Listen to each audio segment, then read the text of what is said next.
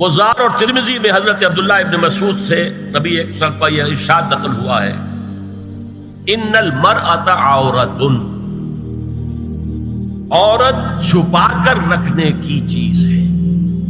ان المرأۃ عورۃ فاذا خرجت، جب وہ گھر سے نکلتی ہے، استشرفها شیطان، اب شیطان جو ہے اس کو تاک میں رکھتا ہے۔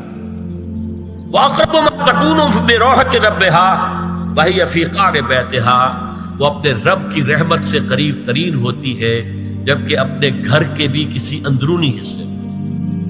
اسی لیے فرمایا مردوں کے لیے مسجد میں نماز افضل 28 گنا، اور عورت کے لیے گھر کی نماز مسجد سے افضل، گھر کے صحن کی مسجد سے افضل، دالان کی صحن سے افضل، کمرے میں اس سے افضل، اور کمرے کی کوئی بغلی کوٹھڑی ہے تو اس میں سب سے افضل۔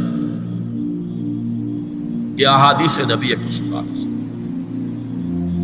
عبداللہ ابن احمد ابن حنبل نے زوائد الزہد میں اور ابن ابی شیبہ نے ابن سعد نے اپنی کتابوں میں مسروق کی روایت نقل کی ہے کہ حضرت عائشہ جب تلاوت قرآن کرتے ہوئے اس آیت پر پہنچتی تھی وَقَرْنَ فِي بُيُوتِكُنَّ، تو بے اختیار رو پڑتی تھی۔ قرآن کہتا ہے اپنے گھروں میں رہو۔ حضرت عائشہ نے شہادت عثمان کے بعد باہر نکل کر لشکر کی قیادت کی، پھر ساری عمر افسوس تھا کہ میں نے غلط کہا۔ حافظ ابو بکر بزار حضرت انس سے روایت کرتے ہیں کہ عورتوں نے حضور سے عرض کیا کہ ساری فضیلت تو مرد لوٹ کے لے گئے، وہ جہاد کرتے ہیں، خدا کی راہ میں بڑے بڑے کام کرتے ہیں، ہم کیا عمل کریں کہ ہمیں بھی مجاہدین کے برابر اجر مل سکے؟ جواب میں آپ نے فرمایا من قعدت منکن فی بیتہا فإنہا تدرک عمل المجاہدین، تم میں سے جو شخص اپنے گھر میں بیٹھی رہے گی وہ مجاہدین کا اجر حاصل کر لے۔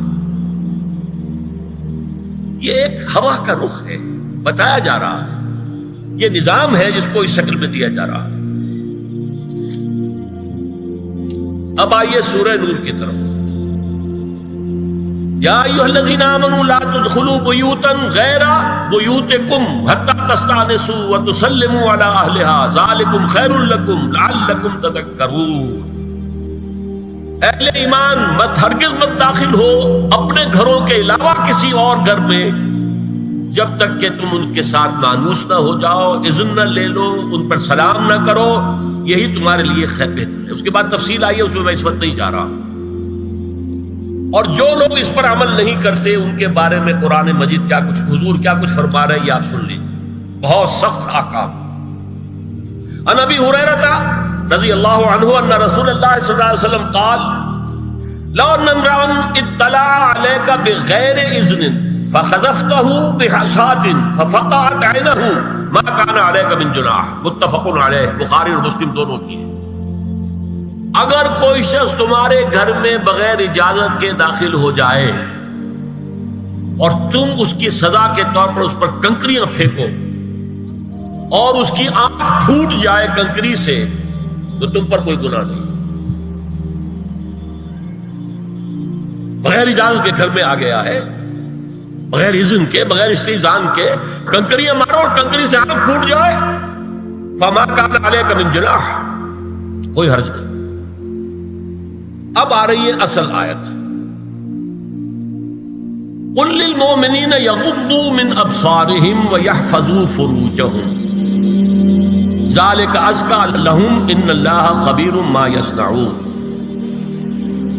وقل للمؤمنات یغضضن من ابصارہن ویحفظن فروجہن ولا یبدین زینتہن الا ما ظہر منها وَلْيَضْرِبْنَ بِخُمُرِهِنَّ عَلَى جُيُوبِهِنَّ وَلَا يُبْدِينَ زِينَتَهُنَّ إِلَّا لِبُعُولَتِهِنَّ أَوْ آبَائِهِنَّ أَوْ آبَاءِ بُعُولَتِهِنَّ أَوْ أَبْنَائِهِنَّ أَوْ أَبْنَاءِ بُعُولَتِهِنَّ أَوْ إِخْوَانِهِنَّ أَوْ بَنِي إِخْوَانِهِنَّ أَوْ بَنِي أَخَوَاتِهِنَّ أَوْ نِسَائِهِنَّ أَوْ مَا مَلَكَتْ أَيْمَانُهُنَّ أَوِ التَّابِعِينَ غَيْرِ أُولِي الْإِرْبَةِ مِنَ الرِّجَالِ أَوِ الطَّفْلِ الَّذِينَ لَا يَظْهَرُوا عَلَى عَوْرَاتِ النِّسَاءِ وَلَا يَضْرِبْنَ بِأَرْجُلِهِنَّ لِيُعْلَمَ مَا يُخْفِينَ مِنْ زِينَتِهِنَّ وَتُوبُوا إِلَى اللَّهِ جَمِيعًا أَيُّهَا الْمُؤْمِنُونَ لَعَلَّكُمْ تُفْلِحُونَ۔ یہ لمبی آیت ہے۔ اہل ایمان، اے نبی کہہ دیجئے اہل ایمان مردوں سے اپنی نگاہیں نیچی رکھا کریں اور اپنی شرمگاہوں کی حفاظت کریں، یہی ان کے لیے زیادہ پاکیزہ عمل ہے۔ ان اللہ خبیر بما یصنعون، اور جو کچھ وہ کر رہے ہیں اللہ اس سے واقف ہے۔ وَقُلْ لِلْمُؤْمِنَاتِ يَغْضُضْنَ مِنْ أَبْصَارِهِنَّ، اور مومن عورتوں سے بھی کہہ دیجئے کہ وہ اپنی نگاہیں جو ہے نیچی رکھا کریں، وَيَحْفَظْنَ فُرُوجَهُنَّ، اپنی شرمگاہوں کی حفاظت کریں، وَلَا يُبْدِينَ زِينَتَهُنَّ إِلَّا مَا ظَهَرَ مِنْهَا، اور اپنی زینت کو ظاہر نہ کیا کریں سوائے اس کے کہ جو بالکل ظاہر ہو جائے۔ قُلْ لِلْمُؤْمِنِينَ يَغُضُّوا مِنْ أَبْصَارِهِمْ وَيَحْفَظُوا فُرُوجَهُمْ ذَلِكَ أَزْكَىٰ لَهُمْ إِنَّ اللَّهَ خَبِيرٌ بِمَا يَصْنَعُونَ۔ نوٹ کر لیجئے کہ یہ کہاں ہو رہا ہے؟ گھر میں داخلے کے بعد، گھر میں داخلہ اجازت سے، اور داخلہ ہوگا صرف محرموں کا، گھر کے اندر جو ہے وہ نامحرم تو نہیں آئے گا، یہ میں آگے بیان کر رہا ہوں۔ وَقُلْ لِلْمُؤْمِنَاتِ يَغْضُضْنَ مِنْ أَبْصَارِهِنَّ وَيَحْفَظْنَ مِنْ فُرُوجِهِنَّ، اور کہہ دیجئے مومن عورتوں سے بھی کہ وہ بھی اپنی نگاہیں جھکا کر رکھیں اور اپنی شرمگاہوں کی حفاظت کریں۔ وَلَا يُبْدِينَ زِينَتَهُنَّ إِلَّا مَا ظَهَرَ مِنْهَا، محرموں سے پردہ کیا ہے؟ محرموں سے اس کا نام ستر ہے، عورت کا پورا جسم ستر ہے سوائے چہرے کی ٹکیا اور یہ ہاتھ اور یہ پاؤں، بس۔ کیا مطلب ہے؟ بھائی بھی نہیں دیکھ سکتا بہن کے جسم کا کوئی اور حصہ، باپ بھی نہیں دیکھ سکتا بیٹی کے جسم کا کوئی حصہ، یہ ستر ہے، ستر محرموں سے پردہ ہے۔ وَلْيَضْرِبْنَ بِخُمُرِهِنَّ عَلَىٰ جُيُوبِهِنَّ، یہ بھی گھر کے اندر کی بات ہو رہی ہے، کیونکہ میں پہلے بتا چکا ہوں جلباب ہوتا تھا جب گھر سے باہر نکلتی تھی عورت، تو وہ اپنی چادر لپیٹتی تھی اپنے گرد، چہرہ نہیں ڈھانپتی تھی، صرف چہرے کا حکم دیا گیا اس کے ضمن میں۔ وہ سورہ احزاب کی آیت ہے، وہ رہ گئی، وہ میں بیان کروں گا۔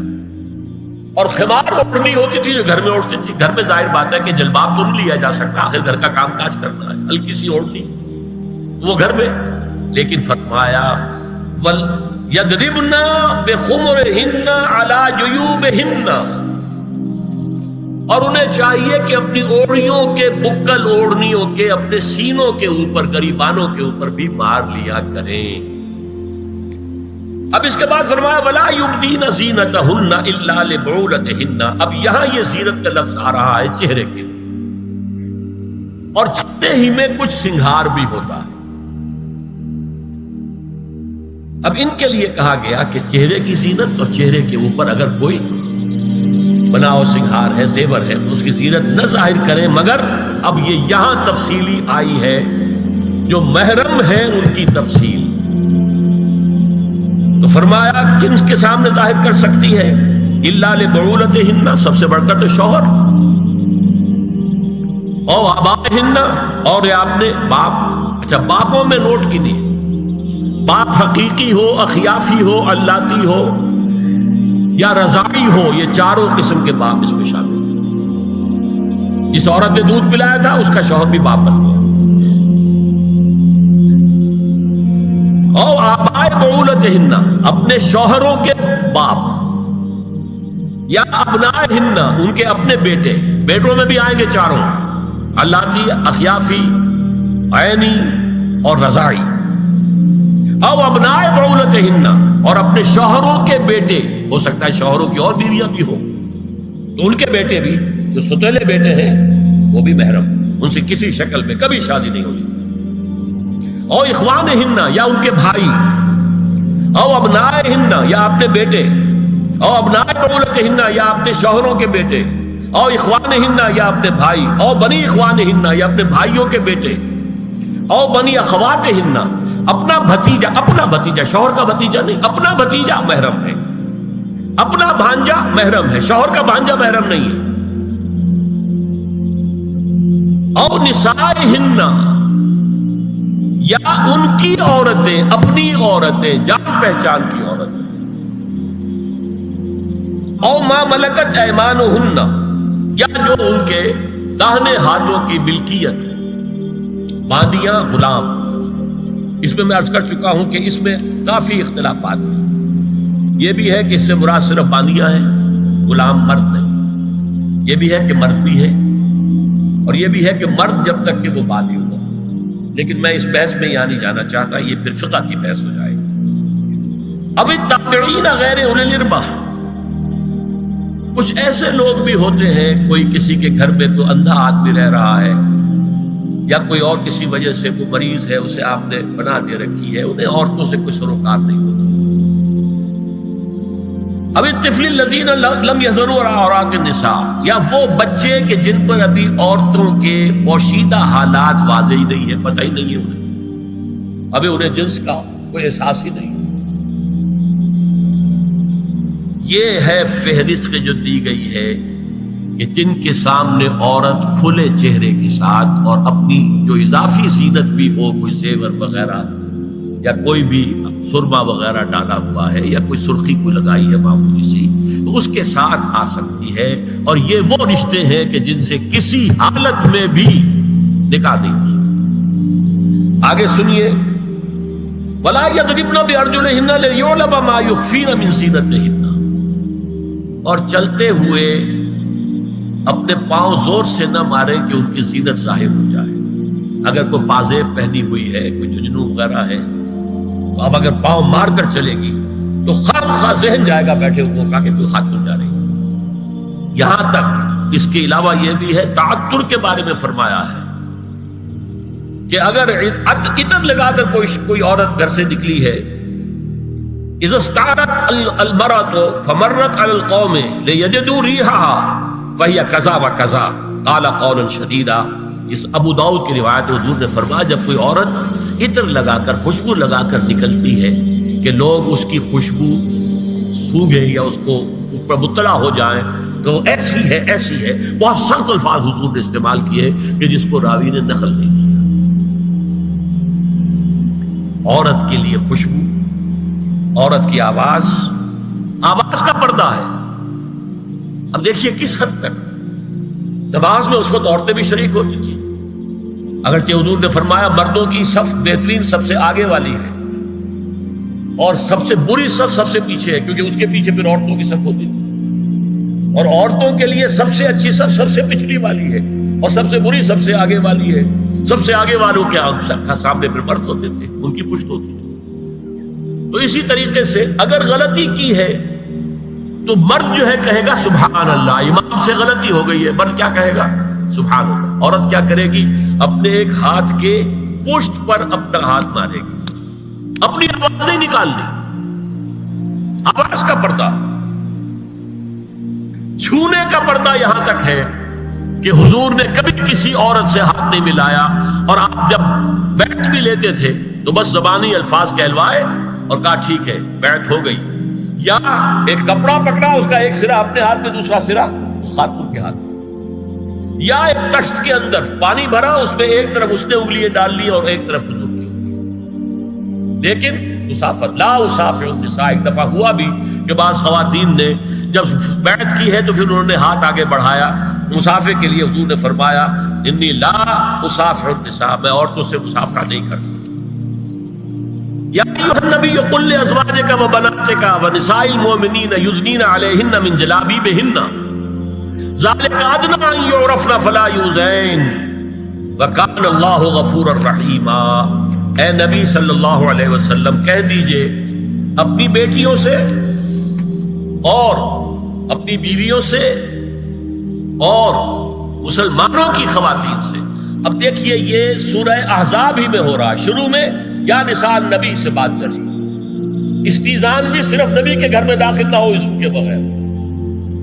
آگے چل کر سورہ احزاب ہی میں عام بھی کر دیا، قل لازواجک وبناتک ونساء المؤمنین، کہہ دیجئے اپنی بیویوں سے اپنی بیٹیوں سے اور اہل ایمان کی خواتین سے، یدنین علیہن من جلابیبہن، کہ وہ اپنے چہروں کے اوپر اپنی جلباب کو لٹکا لیا کریں، چہرہ چھپ جائے. اب اس کی تفسیر میں چاہتا ہوں کہ آپ کو جو مختلف مفسرین نے کی ہے وہ آپ کے سامنے میں رکھوں.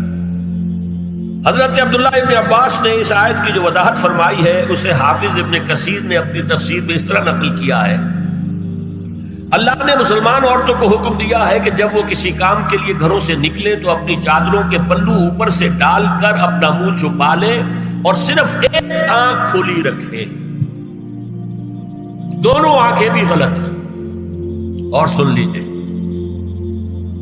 ابن جریر اور ابن منذر کی روایت ہے کہ محمد بن سیرین یہ ایک تابعی ہیں نے حضرت عبیدہ السلمانی یہ صحابی ہیں سے اس آیت کا مطلب پوچھا. انہوں نے جواب میں کچھ کہنے کی بجائے اپنی چادر کو اس طرح اوڑھا کہ پورا سر اور پیشانی اور پورا منہ ڈھانک کر صرف ایک آنکھ کھولی رکھی.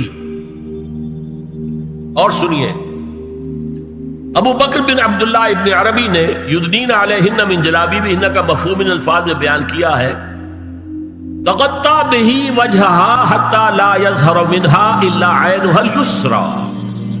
یہ عورت اپنی چادر کو پورے وجود پر ڈھانپ لے اور اس طرح چہرے کو بھی ڈھانپے کہ صرف بائیں آنکھ کھلی رہے. علامہ حمید الدین فراہی کو نظم قرآن کے فہم میں خصوصی مقام حاصل تھا. انہوں نے حجاب کے بارے میں اپنے ایک مکتوب میں ہاتھ اور چہرہ کھلا رکھنے کو جائز قرار دینے کے موقف کے بارے میں لکھا ہے کہ میری رائے میں نظم قرآن پر توجہ نہ کرنے سے یہ غلط فہمی پیدا ہوئی ہے. وہی بات کہ سورہ احزاب میں گھر سے باہر کا پردہ ہے اور سورہ نور میں گھر کے اندر کا پردہ ہے. بہرحال الحق تو احق بان یتبع، حق جو ہے وہ اس کا زیادہ حقدار ہے کہ اس کی پیروی کی جائے. میں اس مسئلے پر مطمئن ہوں اور میرے نزدیک اجنبی سے پورا پردہ کرنا واجب ہے اور قرآن نے یہی حجاب واجب کیا ہے جو شرفاء میں مروج ہے بلکہ اس سے بھی قدر زائد. مولانا فراہی کا یہ مکتوب ماہنامہ حیات نو بلیریا گنج انڈیا کے اکتوبر سن 92 کے شمارے میں شائع ہوا. یہ ہے علماء کی رائے. حضرت ام سلمہ اور حضرت میمونہ نبی صلی اللہ علیہ وسلم کے پاس بیٹھی تھی. اتنے میں حضرت ابن ام مکتوم آ گئے. نبی صلی اللہ علیہ وسلم نے ان دونوں سے فرمایا احتجبا منہ، ان سے پردہ کرو. ازواج نے عرض کیا یا رسول اللہ الیس اعمی لا یبصرنا ولا یعرفنا، حضور کیا یہ اندھے نہیں ہیں؟ یہ نہ ہمیں دیکھ رہے ہیں نہ ہمیں پہچانتے ہیں. فرمایا افعمضایان انتما، کیا تم دونوں بھی اندھی ہو؟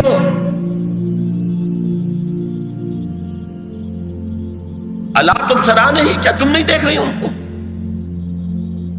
حضرت ام سلمہ تصریح کرتی ہیں ذالک بعد ان امر بالحجاب، یہ جب حجاب کا حکم آ گیا تھا تب حضور نے پھر یہ حکم دیا. اس کی وجہ کیا تھی؟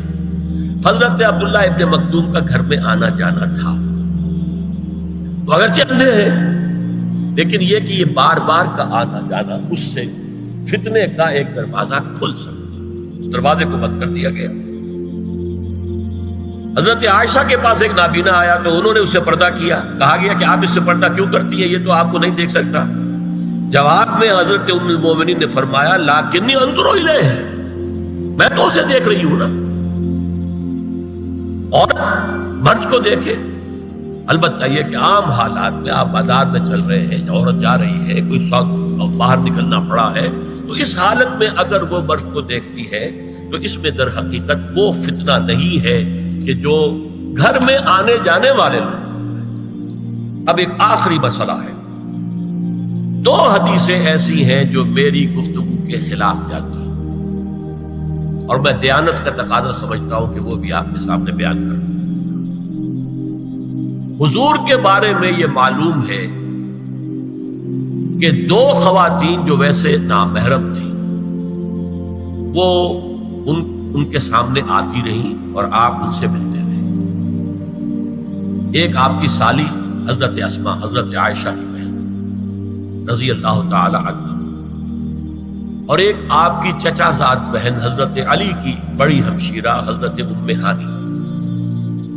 یہ میں حدیث آپ کو سنا رہا ہوں. بکثرت احادیث سے ثابت ہے کہ حضرت اسماء بنت ابی بکر آپ کے سامنے ہوتی تھی اور آخر وقت تک آپ کے اور ان کے درمیان چہرے اور ہاتھوں کی حد تک کوئی پردہ نہ تھا. حجۃ الوداع نبی صلی اللہ علیہ وسلم کی وفات سے صرف چند مہینے پہلے کا واقعہ ہے اور اس وقت تک بھی یہی حالت قائم رہی. یہ ابو داؤد کتاب الحج.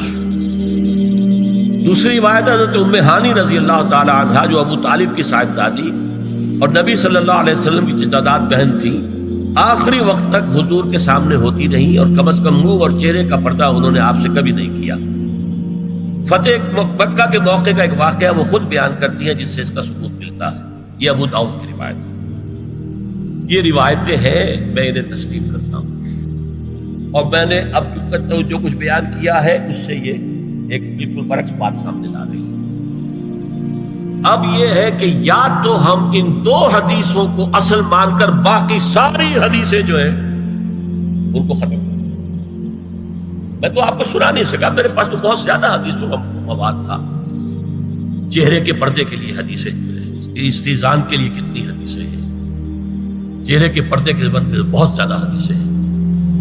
حضرت ام خلاد ایک خاتون تھی، ان کا بیٹا ایک غزوے میں شہید ہو گیا، وہ اس کے بارے میں کچھ پوچھنے کے لیے حضور کے پاس آئی، صحابہ بیٹھے ہوئے تھے، انہوں نے نقاب ڈالا ہوا تھا، منتقبۃ، نقاب کا لفظ بھی حدیث میں موجود ہے۔ اور یہ لوگ کہتے ہیں نقاب تو جو ہے یہ بعد کی پیداوار ہے، یہ لفظ کوئی ہے ہی نہیں۔ حجاب کا لفظ قرآن میں ہے، جلباب کا لفظ قرآن میں ہے، خمار کا ذکر قرآن میں ہے، اور یہ منتقبۃ، نقاب ڈالی۔ لوگوں نے کہا عجیب عورت ہے یہ، اس کا بچہ شہید ہو گیا ہے، مطلب یہ کہ سخت صدمے کی کیفیت، اور یہ اس وقت بھی اس نے نقاب ڈالی ہوئی ہے۔ تو انہوں نے جواب دیا ان ارزو ابنی لا ارزو حیائی، میں نے بیٹا کھویا ہے، اپنی حیا نہیں کھوئی ہے۔